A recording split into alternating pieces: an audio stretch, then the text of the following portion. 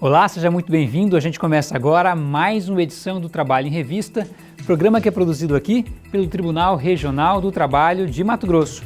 Neste programa você confere: a empresa terá que indenizar trabalhador que recebia um valor diferente do ticket alimentação. Que tipo de responsabilidade o empregado tem que ter com o uso de celular e carro da empresa? Caso ele tenha sido contratado para exercer determinada função e dirigir um veículo da empresa, utilizar o celular ou qualquer outra função, seja diferente daquela para a qual ele foi contratado, ele tem direito ao adicional. No quadro à direito, o juiz Aguinaldo Locatelli explica se é legal a empresa recolher o FGTS do trabalhador somente após a demissão. E o psicólogo André Dualib é o entrevistado da semana aqui em nosso estúdio. Ele fala sobre estresse no trabalho. Isso e muito mais agora no Trabalho em Revista.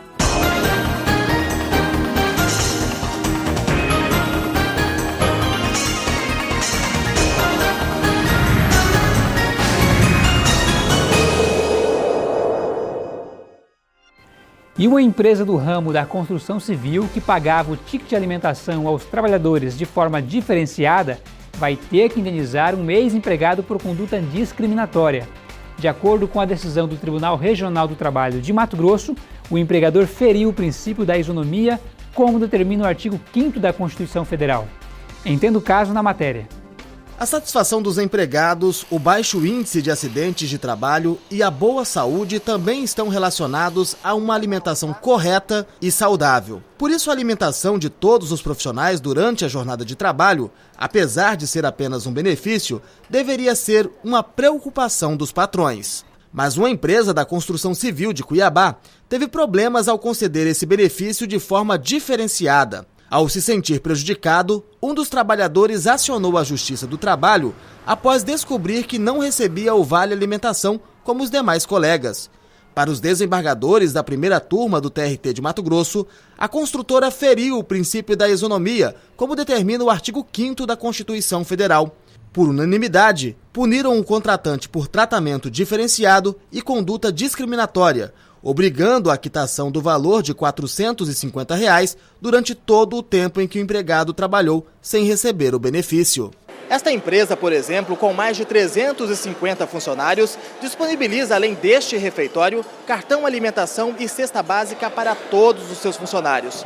É um tratamento igualitário, exatamente como determina a lei. O almoço aqui tá de parabéns mesmo, todo dia tem um cardápio diferente, né? Vários tipos de mistura, tem a salada, tem o suco que a gente bebe à vontade. A comida também se pode comer à vontade. Na mesma empresa, trabalha o supervisor de qualidade Adriano. Ele conta que é cobrado uma pequena taxa de R$ 15 por mês para almoçar todos os dias no local. Essa economia o ajudou a realizar um sonho. Quando eu entrei aqui eu não tinha uma casa. Como eu tenho esse vale alimentação, sobra o dinheiro do meu pagamento, eu fui juntando até conseguir comprar minha casa. Hoje eu tenho minha casa própria, graças a Deus tenho meu carro. Os planos e os benefícios conquistados com muito trabalho não beneficiam apenas eles próprios, mas também toda uma geração. Minha filha já até sabe, já mais ou menos o dia que cai já o vale alimentação, fica doida para ir no mercado já. Muitos utilizam o carro e o celular disponibilizados pelo empregador para poder trabalhar. Não há uma legislação que regulamente isso, mas tem alguns detalhes que vale a pena ficar atento. Confira.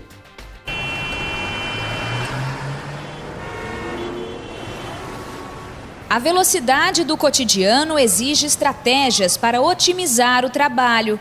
Como um dos principais inimigos da agilidade é o trânsito, há uma tendência de que os empregados fiquem com o veículo da empresa em tempo integral. Como eu sou um vendedor externo, eu não sei quando o cliente vai precisar de mim no momento que não está planejado. O veículo é como se fosse uma parte da gente, né? Sem ele, a gente não conseguiria ter um bom atendimento. Já no trabalho da Leila, a saída encontrada para economizar tempo e dinheiro foi trocar o telefone fixo pelo celular. Porque todo mundo carrega um aparelho celular, né? Enquanto que o aparelho fixo você não consegue falar. E a outra coisa são os aplicativos. A gente tem usado bastante o aplicativo do WhatsApp,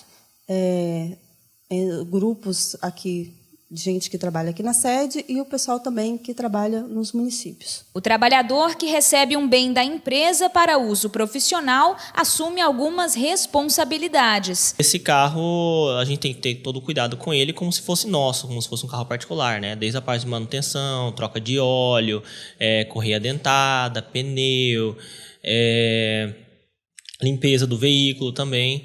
Nós usamos exclusivamente para o trabalho. Apesar de as pessoas acharem que eu fico que alguém fica controlando a conta, a gente não fica controlando, vendo quem ligou para quem, mas até agora tem ficado dentro do patamar que nós decidimos, né? Tem um teto e nunca ultrapassou esse teto. Então, acredito que seja o bom senso mesmo. Mas os empregadores reclamam que nem sempre podem contar com esse bom senso. Muitos empregados cometem irregularidades na posse dos bens cedidos pelas empresas. Os casos não são raros. Acontece muito. Por exemplo, você cede um veículo para o empregado que vai com normas rígidas, porque esse veículo é usado só a trabalho. E quando você percebe, o funcionário está usando o veículo no final de semana para passear com a família. Então, são abusos que se cometem com frequência. Esse advogado relata que tem crescido o número de causas trabalhistas envolvendo o uso de equipamentos fora do expediente. Os tribunais entendem que se o empregado exerce uma atividade na empresa e essa atividade ela abrange, por exemplo, dirigir ou utilizar o celular, ele não tem direito a receber adicional. Caso ele tenha sido contratado para exercer determinada função e dirigir um veículo da empresa, utilizar o celular ou qualquer outra função, seja diferente daquela para a qual ele foi contratado, ele tem direito ao adicional. Por outro lado, também são comuns as vagas de trabalho que estabelecem o uso de celular ou veículo próprio como pré-requisito. Como não existe legislação específica sobre essa realidade tão frequente no mundo do trabalho, o mais recomendado é que os termos dessa relação trabalhista sejam bem definidos e registrados já no ato da contratação. Olha, a melhor forma existente na nossa legislação com relação a esse fato é que as partes representadas por seus sindicatos façam uma convenção coletiva. Ainda assim, é importante que o empregador e o empregado tenham a precaução de fazer um acordo individual entre as partes, estabelecendo as regras, porque o empregado pode arcar com os prejuízos caso ele cause um acidente com o bem da empresa por negligência, imprudência ou imperícia. Nesses itens ele é quem responde. E caso não seja assim, a empresa é que tem que arcar. E a JBS deverá pagar a um vaqueiro uma pensão vitalícia. Ele ficou inabilitado depois de ser atacado por um dos animais que seria abatido. Saiba mais agora no quadro Direto de Brasília.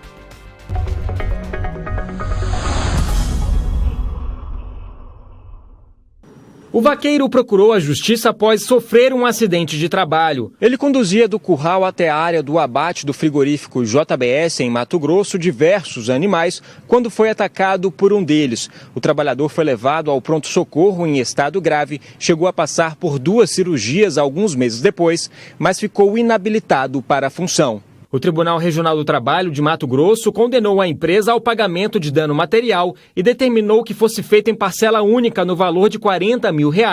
Assim evitaria o enriquecimento indevido do empregado. O vaqueiro recorreu ao TST argumentando que o valor fixado pelo regional não correspondia à incapacidade sofrida e que não queria receber a indenização em parcela única, pois sofreria prejuízos financeiros.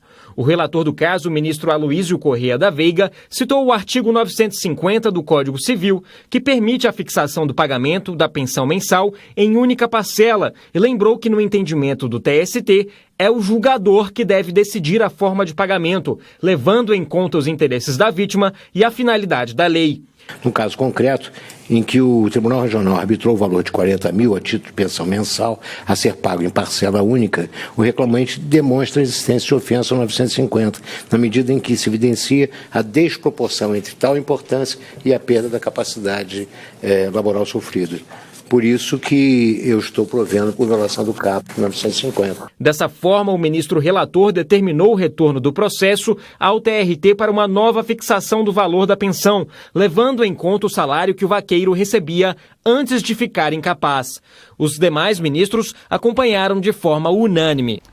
E já imaginou ter as suas dúvidas trabalhistas respondidas por um juiz do trabalho? Este é o quadro A Direito que você confere aqui no Trabalho em Revista.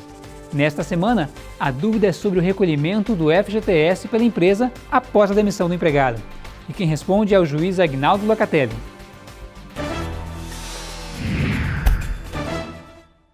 Oi, meu nome é Lucas e eu gostaria de saber se é legal a empresa depositar o FGTS só após a demissão do funcionário. Lucas, não é legal efetuar o pagamento do Fundo de Garantia por Tempo de Serviço após o empregado ser dispensado. Por quê? O empregador tem a obrigação legal de efetuar o depósito do FGTS até o dia 7 do mês subsequente ao trabalhado. Em não fazendo isso, o empregador está sujeito ao pagamento de multa de 20%, além de autuação fiscal pelo Ministério do Trabalho e Emprego. O Fundo de Garantia, ele visa justamente a compensar a perda do emprego e também é utilizado em alguns programas, como a Casa Própria, além de o empregado poder sacar em eventuais hipóteses de ser acometido de uma doença. Por essa razão que a legislação ela é rígida, tanto na aplicação da multa, como também da autuação fiscal.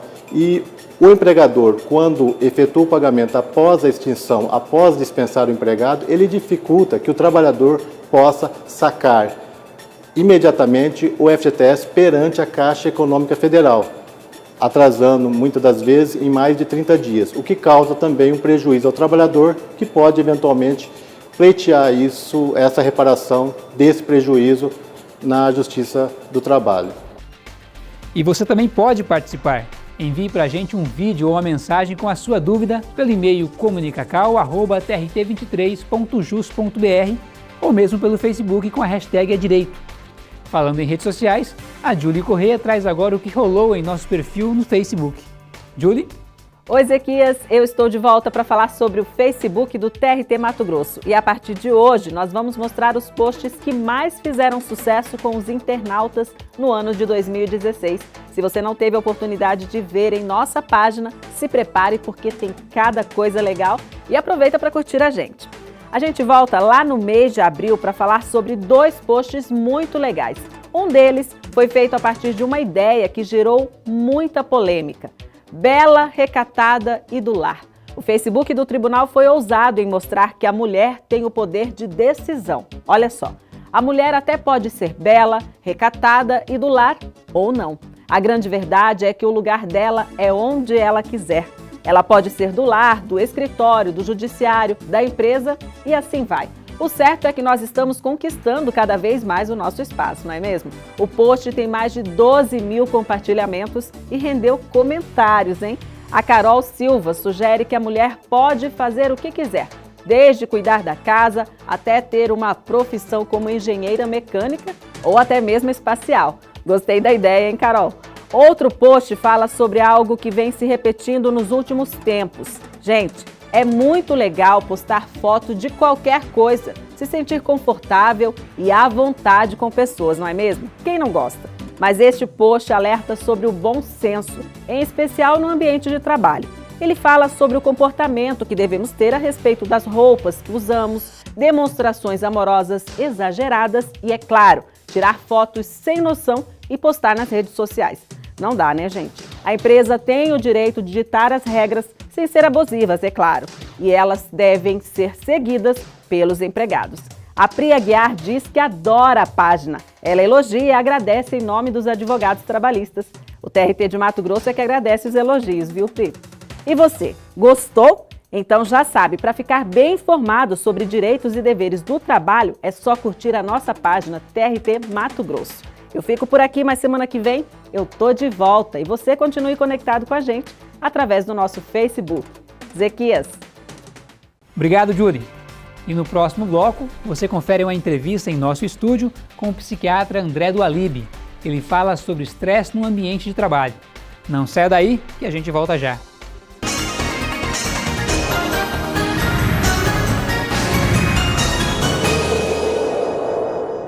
O TRT de Mato Grosso reconhece que ser bem atendido é um direito de todo cidadão. Por isso, a Central de Atendimento ao Jurisdicionado e à Ouvidoria, localizadas no térreo da sede do TRT, estão à disposição para informar e orientar o público em geral, que poderá também fazer reclamações, elogios ou sugestões. Certamente, a sua participação irá contribuir para a melhoria de nossos serviços. Venha, participe, teremos o maior prazer em recebê-los. Tribunal Regional do Trabalho de Mato Grosso. Opa, vamos dar uma levantada, sair um pouco dessa posição. Agora eu não posso, tô ocupado. Tira os olhos da tela um pouquinho, vai. Mexe a cabeça, mexe os dedos. Os dedos já estou mexendo. Não, olha, não pode ficar o tempo todo fazendo os trabalhos repetitivos. Imagina você ficar assim, sem dar uma pausa. Ai, travei! Um país se constrói com respeito às leis e trabalho, de empregadores que assumem os riscos do negócio e de empregados que emprestam sua mão de obra. A Justiça do Trabalho é o ramo do judiciário que julga os conflitos e concilia patrões e empregados. Seu papel é estabelecer a paz social, permitindo que o país cresça com dignidade e segurança. Defenda a Justiça do Trabalho. Ela é de todos os brasileiros. Um momento de conversa com o chefe pode não ser tão simples. Ameaças e ironias constantes afetam a dedicação do empregado. Em um bom ambiente de trabalho, não tem lugar para o assédio moral. O sucesso dessa harmonia está em cuidar das relações. E isto é um compromisso de todos. A Justiça do Trabalho não acontece só nos tribunais. Ela é feita por todos nós. Tribunal Regional do Trabalho de Mato Grosso.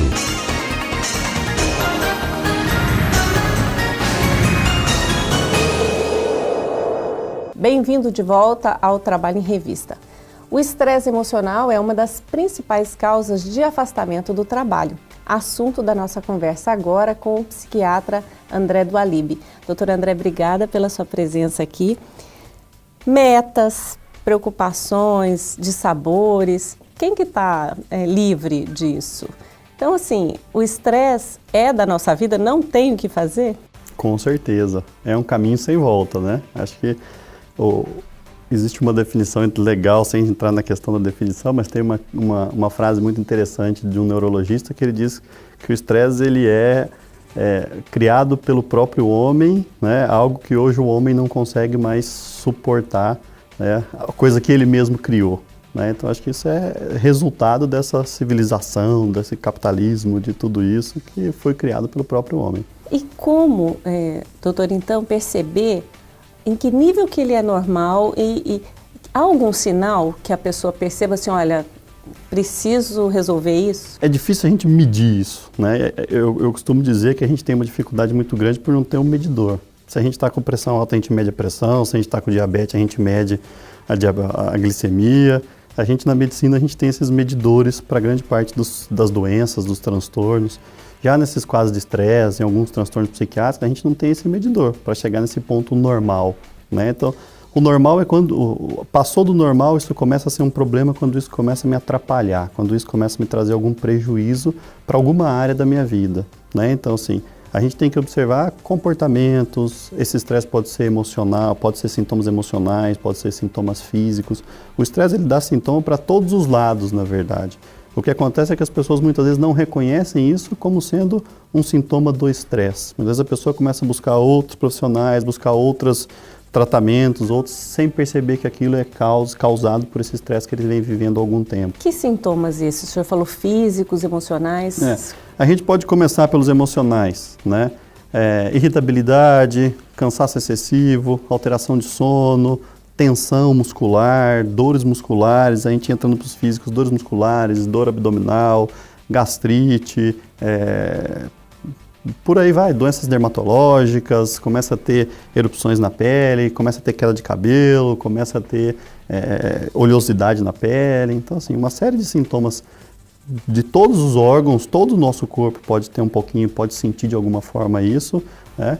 É o corpo dando sinal já desse nível de estresse elevado. Mas esses profissionais, a exemplo da psiquiatria, da psicologia, são os últimos a serem procurados, porque tudo que o senhor falou aí, a gente procura um clínico geral, a gente procura um dermatologista, não é isso? Grande parte dos estudos mostram que a pessoa até chegar num psiquiatra, na maioria das vezes ele já passou por, em média, 8 profissionais, 8 clínicos diferentes. Clínico geral, cardiologista, pneumologista, neurologista, gastro. Por quê? Por conta desses sintomas que ele vem tendo. Ele tem falta de ar, ele vai no cardiologista, o cardiologista não achou nada, ele vai no pneumologista, o pneumologista não achou nada, ele vai no neurologista, o neurologista já passou pelo clínico, já fez uma série de exames. E aí tem a questão do encarecimento de tudo isso. Isso encarece o sistema de saúde, isso superlota, não tendo necessidade disso tudo. E também tem a questão da resistência, né, doutor? De procurar um psiquiatra.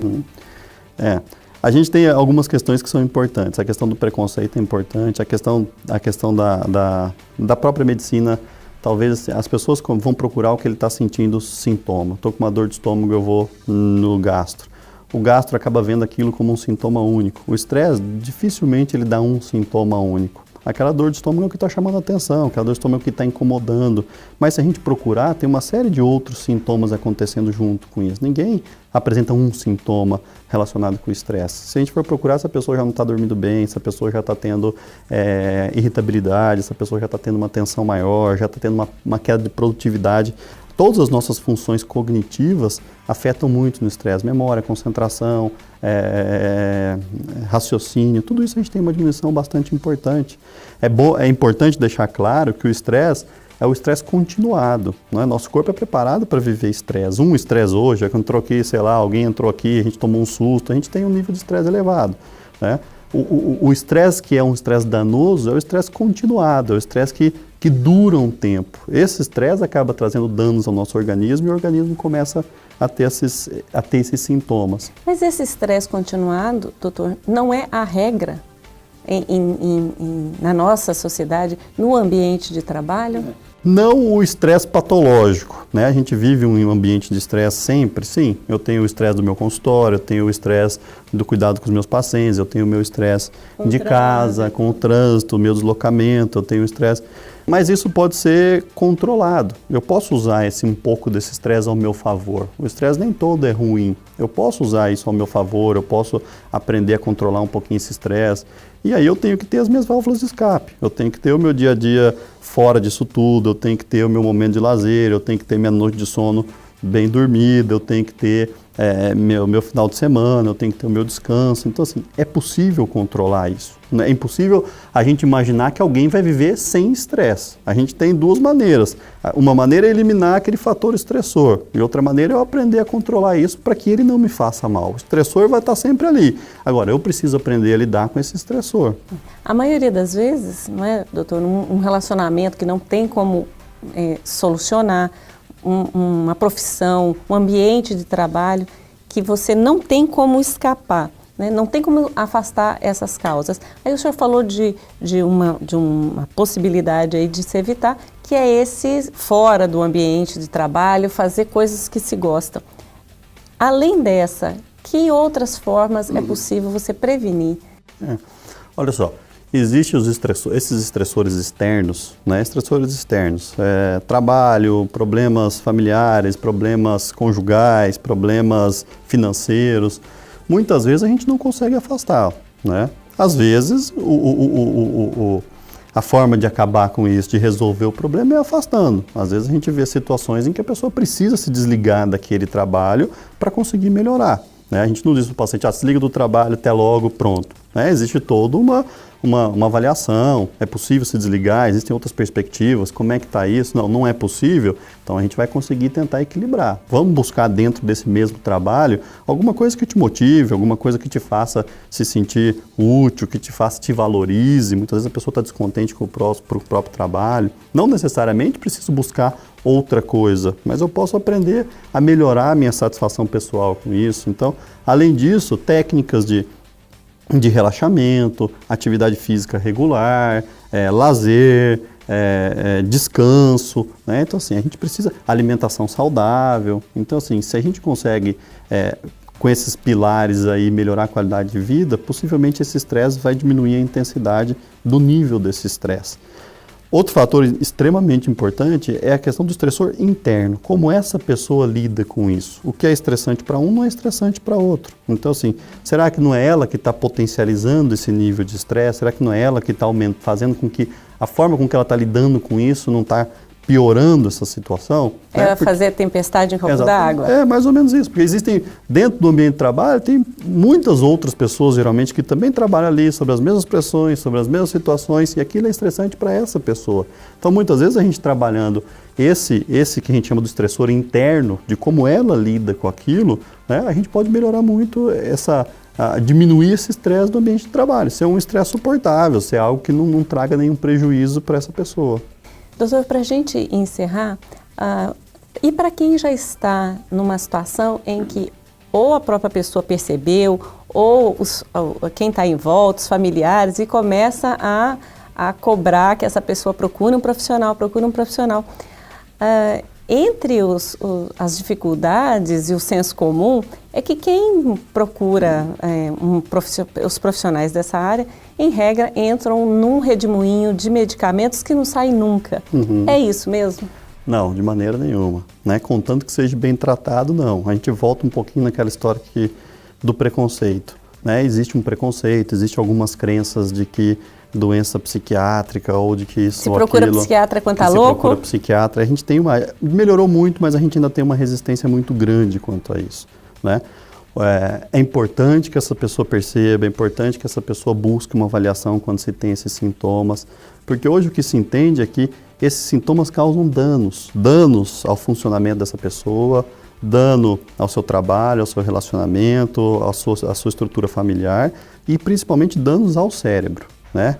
Manter-se doente, manter-se com esses sintomas, isso vai levando danos irreversíveis ao cérebro. O cérebro é um órgão como todos os outros do nosso organismo, que também adoece. O cérebro adoece, o fígado adoece, o pulmão, o rim, a pele, a unha, o cabelo, a visão, né? Todos esses nossos órgãos adoecem, o cérebro também adoece. Então, isso pode gerar uma patologia, uma depressão, uma ansiedade, um transtorno bipolar, pode desencadear, o estresse pode desencadear uma dessas patologias e que devem ser tratadas. O tratamento adequado, o tratamento logo no início, faz com que a gente consiga ter uma resposta satisfatória, que a gente consiga alcançar uma remissão e que possivelmente, dependendo do quadro, que a gente consiga ficar sem remédio a médio prazo. Né? Então, assim, essa história de que tratar faz mal, isso hoje não existe. Né? Hoje a gente diz que faz mal não tratar. O não tratamento, o dano do remédio é infinitamente menor do que o dano do estresse, que o dano da doença.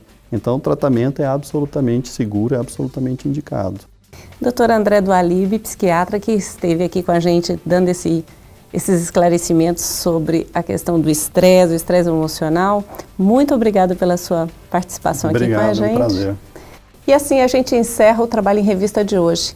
Aproveite para seguir o Tribunal nas redes sociais e ficar por dentro das notícias da Justiça do Trabalho em Mato Grosso.